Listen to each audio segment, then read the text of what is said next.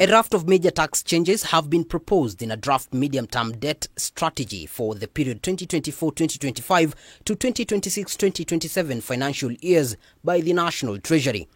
Among the recommendations of the draft proposal is the harmonization of value-added tax to match that of other EAC countries at 18% from 16%.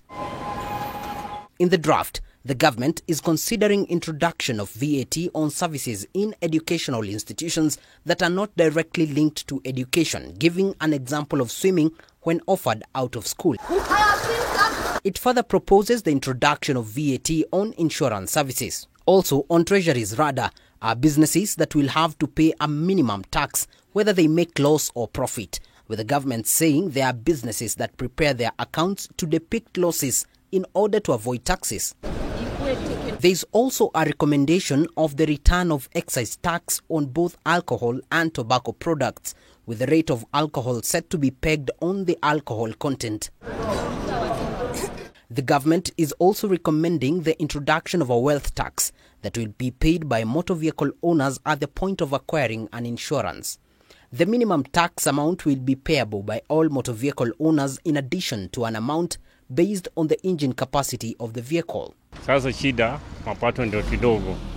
So kama mapato ikiwa kidogo, kulipia hiyo vitu inakuwa ni gharama. Cause lazima nunue chakula. Hata wenyewe wako juu, wako cheo huko juu. Wanakujanga wanatuumiza, sisi tunatoa taksi wananchi wa chini na wenyewe watoi taksi, unaona? So at least hapo mimi niliona rais naye hapo sawa. You see, most of the people, they do not understand what the president is going through. Lakini for us to be independent, we have to sacrifice.